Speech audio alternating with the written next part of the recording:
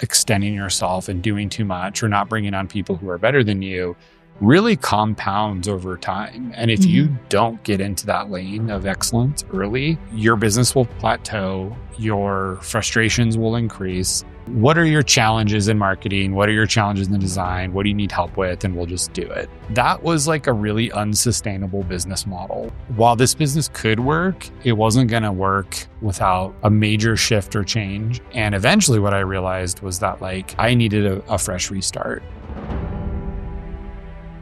Hey everyone, it's Tamara Thompson with Broadcaster Authority. I'm here with my co-host Danielle Thompson. Hey everybody. And I'm super excited and grateful for our next guest, Russ Perry, the CEO and founder of Design Pickle, a friend and mentor to us as well. So we're super grateful. Thank you for joining us today, Russ. Thank you for having me in the podcast like Superdome here. This is great. Yeah. I followed your journey a while back. So I actually saw you speak at a workshop quite a few years ago. And one of the things that had resonated with me was the sobriety journey, because I also now have 14 years sober.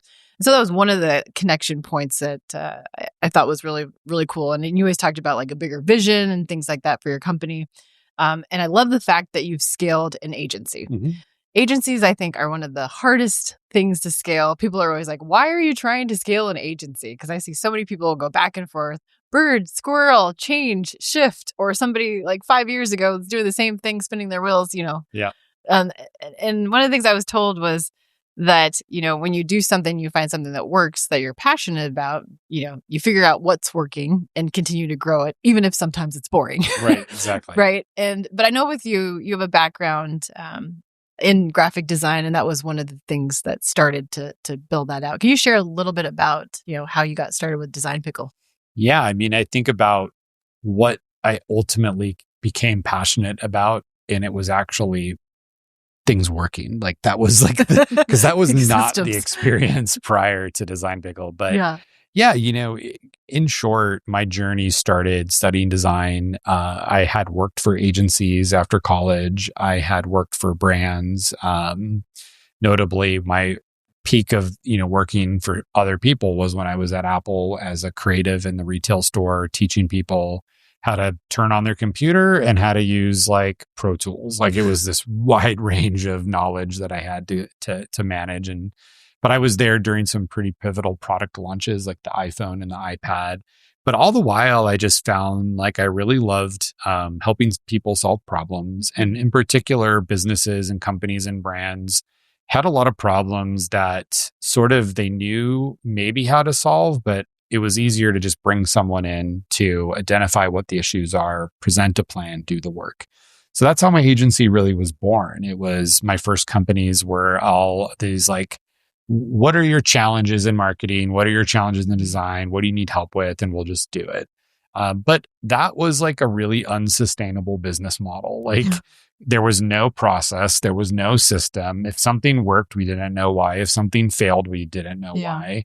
And so the client turnover was horrendous. Mm-hmm. And that took a huge toll on me energetically, physically, mentally, because we would I remember there was a company, I can say the name, it's been so long, Pebble Tech. It's a pool, lining company. Mm-hmm. And we had worked for almost 6 or 7 months on rebranding their very outdated, very old brand. And this brand, I honestly have to say, was incredible. It was company branding, product naming, identity, logo, all this kind of stuff. It was phenomenal. We present it, and then a week later, they're we're not going to do it, and we're not going to pay you.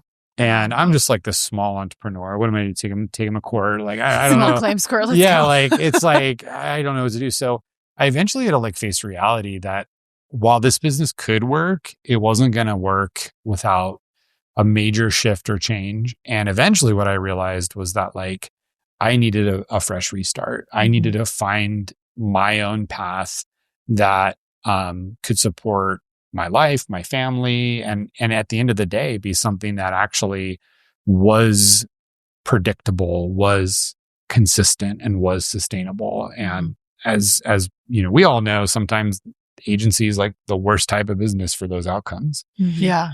So, when you when you stepped in and you started building out like the first set of teams and like figuring out like delegation system processes, like really what was that first part look like? Because I know now you have probably, I think you said like 700 like team members between employees and contractors, which is a huge feat to take on.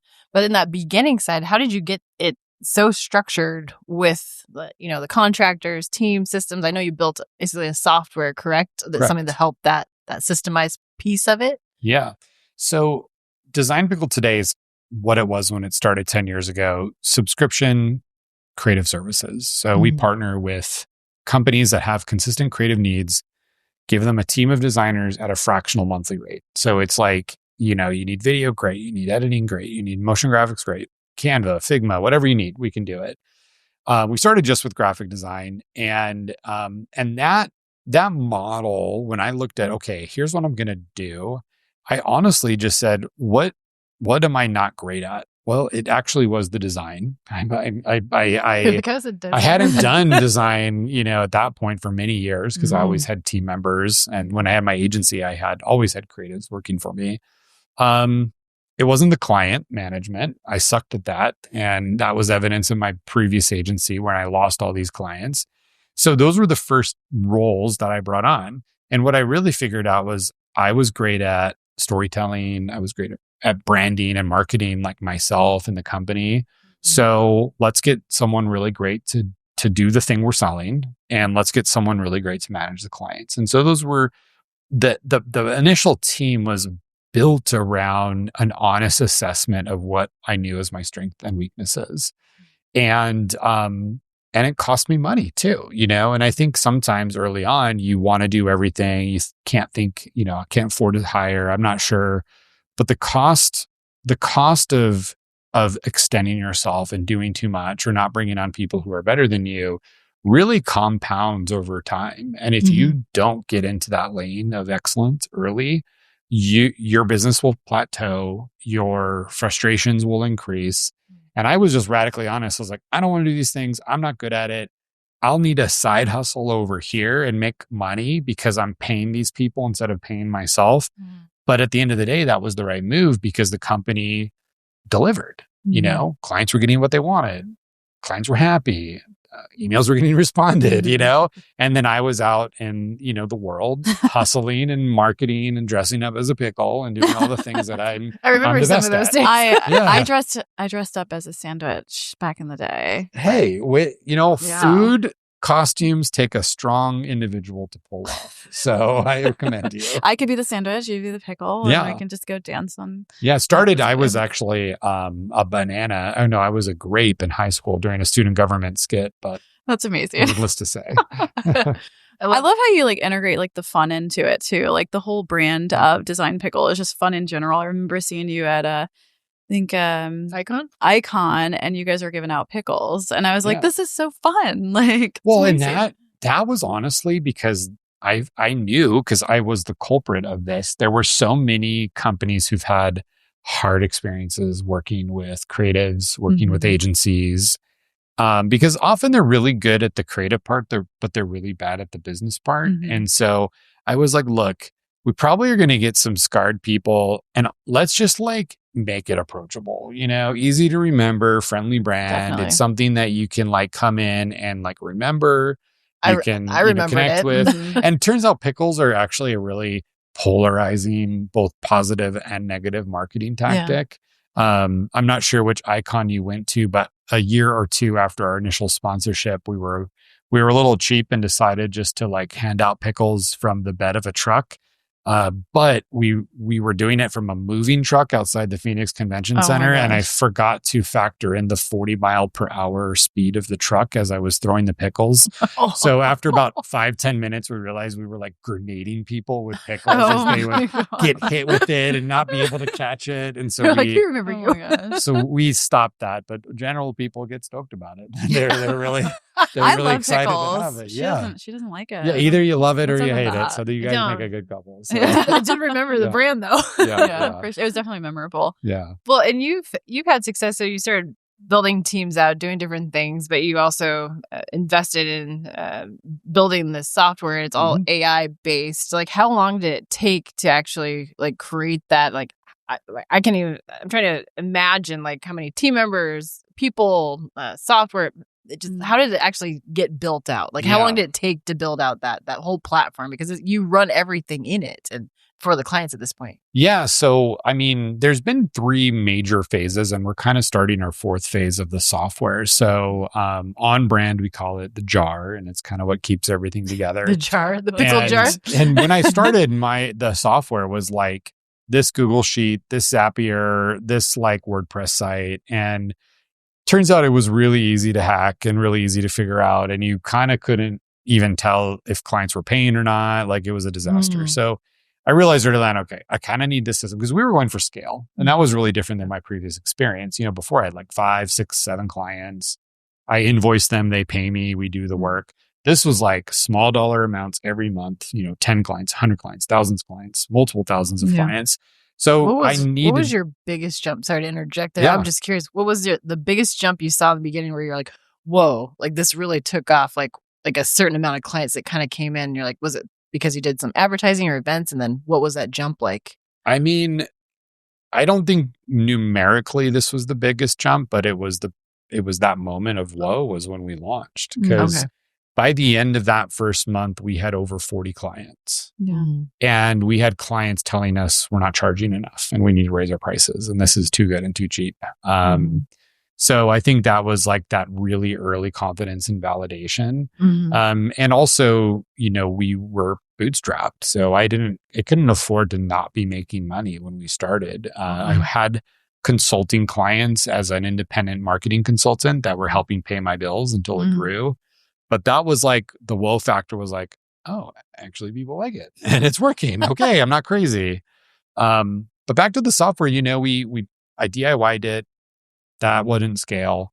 Then we hired some contract teams kind of for phase 2, and that worked for a while. And then finally in about 2018, 2019, we brought on in-house teams, local, like not local, but like US-based engineers. When did you realize that point that you needed that localized side with an agency? So like with our agency, we were primarily remote, right? Yeah. But as we've grown, we've gone back and forth between this thought of having an actual office, like because we're building to scale as well. So I'm curious on that side, like when did you like, we have some contractors, but I know we need in-house, we need all these management here in the States, and then obviously some contractors overseas. Yeah. How did you determine that factor? When things just started breaking and not working, like usually that's when we were like, that would be a good reason. when our current systems weren't working anymore, like when we got to 100 creatives, I mean, you got to realize the scale of what we do. Every week we're doing 20, 30,000 projects simultaneously. Yeah. The requests come in, they're automatically evaluated by AI, aggregated, ranked, sent to the dedicated teams. We manage the workload balancing of all the creatives around the globe because they're contractors. So they can be working, they cannot be working. So we have that system, we have the request. And then it's like the everyday process of creativity. I like it. I don't like it. How do we figure that out? So as this started to scale, whatever tool we had would eventually break, or whatever system we had would eventually break, or people would scam it. Like a while back, we had really unclear metrics on our creatives' days. And sometimes creatives would get paid for a day and they wouldn't do any work because the system wouldn't, similar issues, the system wouldn't assign them work, or there was an error. So that's when I knew I really needed people like on my team I can meet with, and I can be like, whenever I think about freelancers versus employees, or contractors versus employees, it's often about like, what do they think about at nighttime? I don't know, the video team here, if they're like thinking about you at nighttime, if they're employees or they're contractors, I don't know. Maybe that's a weird thought to even bring it up. But like, I know like at the end of the day, I want the employees are like, I'm thinking about these problems. I want to solve these problems. I'm trying to prevent problems. Contractors generally don't think that way. And so when it came to the software, I knew I needed to bring in employees because I was like, we need to not only solve problems, but we need to prevent problems. And we need to be building for like what's next in a year from now, 2 years from now. And that was great. And we now have a global engineering team. We have employees in Portugal. We have employees in UK. And we're working on our next gen app, which is not just about managing the creative process, but the ideation and creation of what to create, driven by LLMs and AI in the platform as well. So can you tell us a little bit more about that? What's coming up? Or well, you share it? Yeah, no, I mean, it's ever evolving. I can tell you when, 2023, when this, LLMs and AI hit the mainstream, we completely whiffed on what to do. We were trying to build our own image generation models. We were trying to do it all in-house. And it became really clear last year that hey, there are 3 or 4 big companies out there that just want you to use their technology and build on top of it. So we reset. And so we're kind of re-entering into the phase again, kind of learning what we've learned. But our main goal is that whatever tools you're using outside of Design Pickle and Jar, you can just plug in. So your creatives, our creatives, whoever's using the tool has access to, all the learnings and tuning and work that you've done independently in an OpenAI tool or a Gemini. Are you so you're selling the software now to other companies? Is that what I saw on your site? So yes. Okay. However, okay. This is a big thing for us. It's new though, because I haven't seen that yet. So okay. we just rebranded and we went back to the basics. So Design Pickle now is just one plan. You get everything. Software is part of your subscription. We are working on, and I could talk about it because it's going to happen, a standalone version of the software that you can manage your whole creative team and process to use with your designers. What's the difference between Asana and that platform? So it's really, anyone managing a creative process generally has 5, 6 or more tools that all live independently from each other. So I need to find a designer. Cool. I go to the marketplace. I need to manage the project. I'm using Asana. I need to approve something. Maybe I use Asana, but sometimes I'm using email or Slack. I need to manage the files. Cool. Those are going in Drive. All of these things sort of sit outside of one view.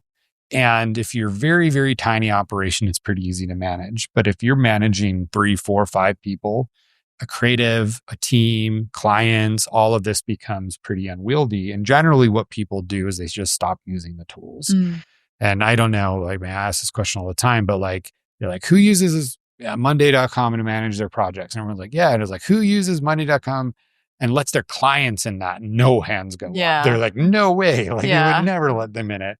So what we're building, Jar, is basically becoming an all-in-one creative operations hub where you can have clients, coworkers, creatives, and then the tools of requesting, of file management, of approval, feedback. And come Q3, you can use our creative or you can use your own.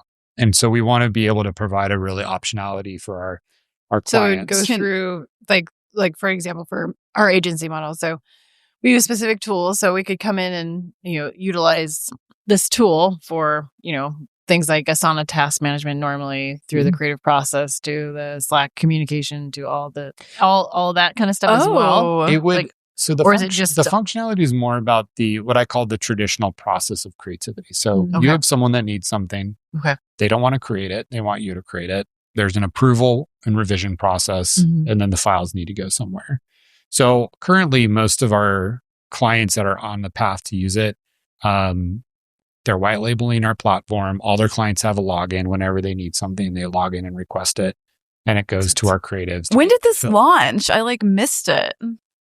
You gotta follow me on Twitter. Oh my gosh. Twitter. Well, so here's Twitter, the thing. Instagram. I'll follow you. We follow on Instagram. Here's the caveat.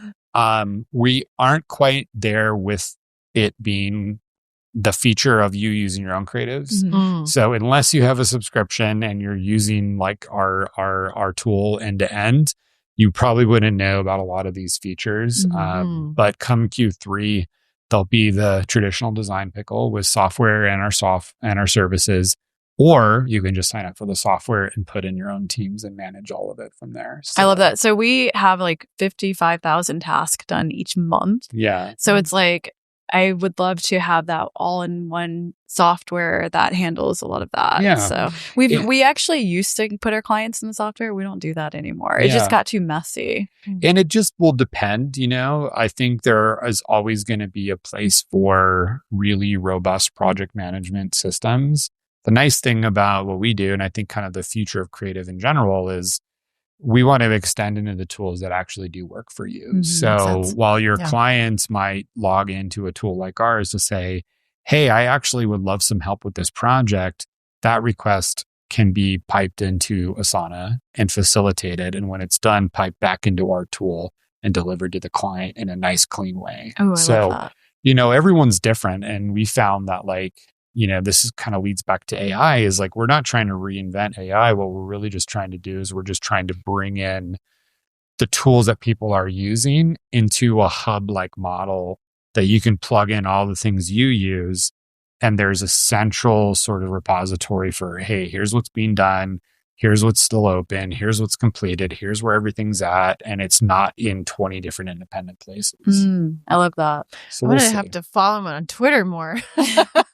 Actually, Twitter is more like my weird. Hey, I like weird. I just say random stuff. Yeah. Oh, man. Well, I love this. And thank you so much just for joining us today and talking a little bit more about that. I'm excited for you and everything that's going on and the continuation of Design Pickle. Yeah, it's been a journey. And I think, for anyone who's, curious about what's next with creation and AI and the tools, I'm always writing a lot about it on my Substack. So you could just go to Russ Perry, RussPerry.substack.com. And I tend to publish some thought pieces on that. And I'm also experimenting a lot too. Yeah. We're working with building our own tools, what's working, what's not. So I try to teach as well as, talk. No, you're great at that. No, you're a great mentor. You're a great teacher. You're a great human being. So thank you. We appreciate you. So thanks so much for joining us today. Absolutely. Thank you. Yeah.